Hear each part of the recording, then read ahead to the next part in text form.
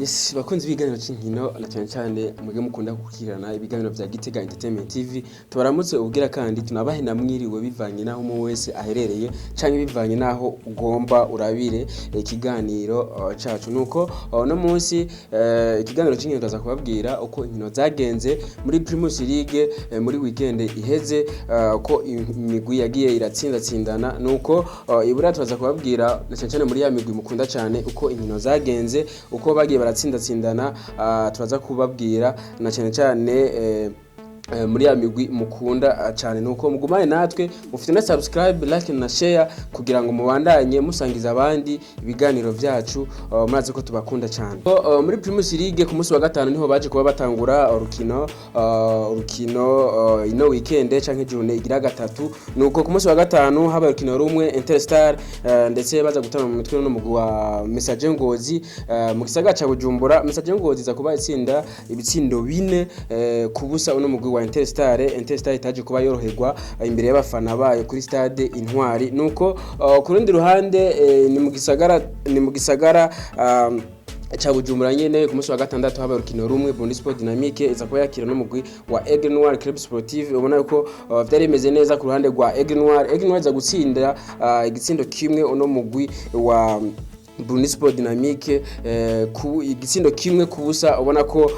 Burundi Sport Dynamique taje kuba yitwara neza imbere y'abafana bayo ndetse no ku kibuga isanzwe yakirira nuko mu gisagara ca Bujumbura ndetse mu gisagara ca Bujumbura haba urukino rumwe ku munsi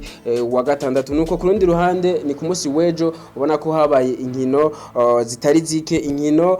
zishika kuri zitandatu ku munsi wejo ubona ko vyari bimeze neza abakozi umupira w'amaguru bari baramutse birabira imigwi yabo nuko mu gisagara ca Bujumbura City yakino mugwi wa Bumamuru igitsindo kimwe ku kindi baje kuba banganya kuri stade Intwari ku rundi ruhande ni Rukinzo yaje kuba yakira uno mugwi wa Vitaro FC za gutsinda ibitsindo bitatu kuri kimwe uno mugwi wa Rukinzo ku rundi ruhande ni Top Junior yaje kuba yakira uno mugwi wa Flambeau du Centre za gutsinda igitsindo kimwe kubusa uno mugwi wa Top Junior nuko Tigre Noir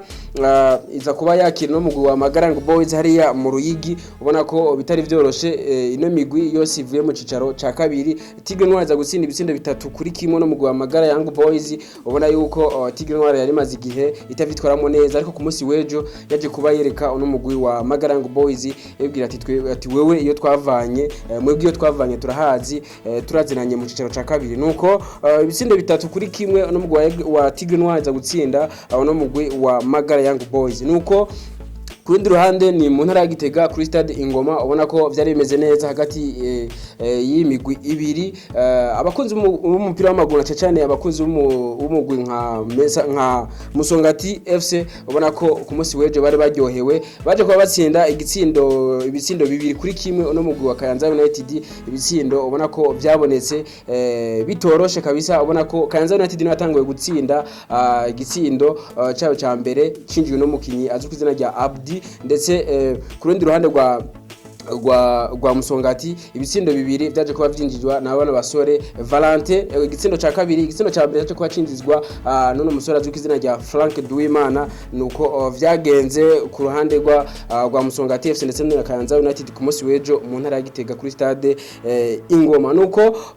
derby yari yitezwe cyane hariya mu ntara ya Muyinga vyari bimeze neza cyane abona ko benshi bari biteze kuraba ati turabe ya migwi yo mu ntara ya Muyinga uko bigenda Olympic Star yakino mugwi wa Atletico New baza kuba banganya ubusa ku bundi ubona ko vyari bigoye cyane benshi bagana bavuga bati ino migwi kabisa nta bishashikira twereka benshi bavuga bati reka turindire championnat yacyari hafi canke iganwa yacyari hafi bashobora kuza bakabikora mu nkino zabo zo hanyuma nuko Message Ngozi mu kibanza ca mbere n'amanota 7 inganya banganya amanota 7 ari migwi 5 yose Bumamuru FC Musongati Vitaro ndetse na Aigle Noir bose bafite amanota 7 ikibatandukanya gusa nuko ari bitsindo nuko Message Ngozi ifite ibitsindo 5 ndetse Bumamuru Musongati na Vitaro bafite ibitsindo 3 Aigle Noir Club Sportif igira 5 amanota 7 mu kibanza ca 5 ndetse n'ibitsindo 2 nuko bimeze muri Primus League twababwira ibintu nk'ivyo iburaya inkino zarabandanije ubona ko byari bimeze neza ku mpande zose na cyane kuri ya migwi mukunda cyane nuko twababwira mu migwi ikomakomeye uko vyagiye biragenda Manchester United itsinda igitsindo kimwe no mugwi wa Southampton igitsindo cabonetse bitoroshe kabisa kubaravye canke kubaraba ugurukino ntibiba vyoroshe Manchester United ubona yuko rugize urukino rugira kabiri itsinda nuko igitsina cije n'umusore azwi izina rya Bruno Fernandes birumvikana nuko ku rundi ruhande ni Manchester City itaje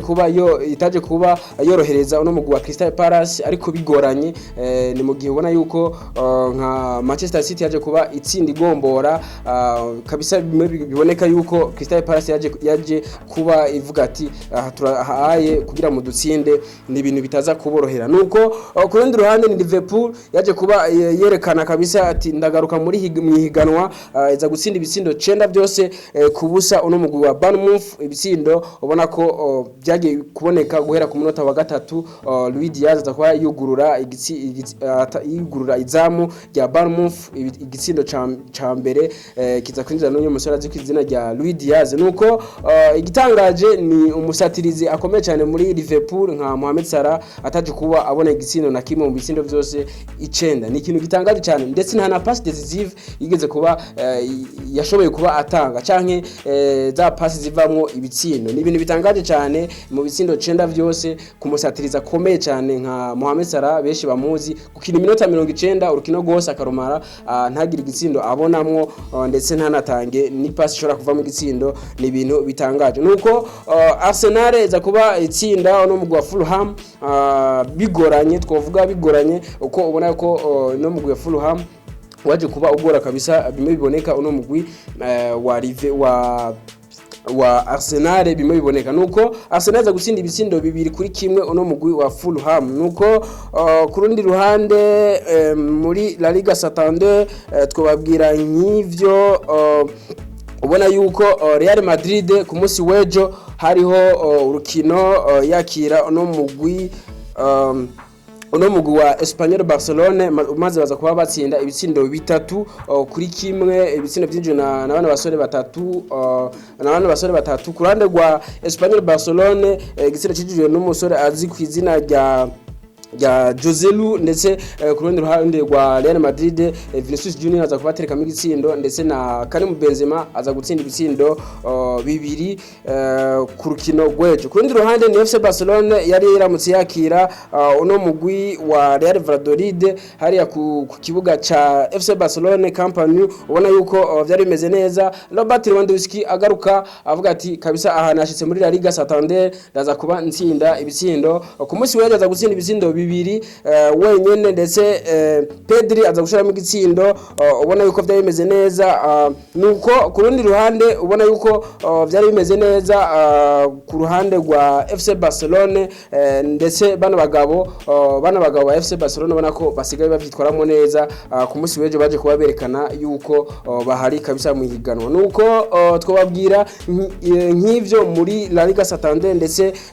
muri zo nkino zabaye ku munsi wejo twababwira yuko igitangaje bana basore babiri umwe wa FC Barcelona ndetse n'ubundi wa Real Madrid ni Karim Benzema ndetse na Robert Lewandowski bamaze gukina inkino zitatu ariko Robert Lewandowski afise ibitsindo 4 gushika ubu Robert Lewandowski afise ibitsindo 4 ku rundi ruhande ni Karim Benzema afise ibitsindo 3 ubona ko bana bagabo La Liga Santander bashaka kuyiryosha bakaza bavuga bati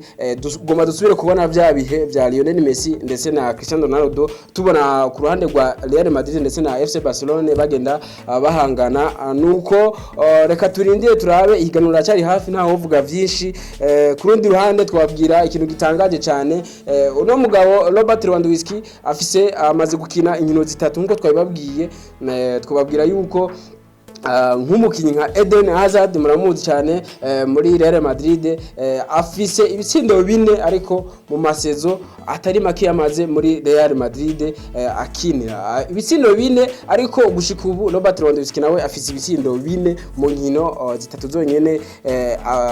mu minota amajana 224 amaze kuba kina muri La Liga Santander. Nuko twababwira turangirize kwino nkuru yo muri Manchester United, ubona yuko bigenda bivugwa hirya no hino yuko uno mugwi ugenda wiyubaka buke buke, kandi biraboneka yuko wagiye urahindura ku munsi wejo kabisa,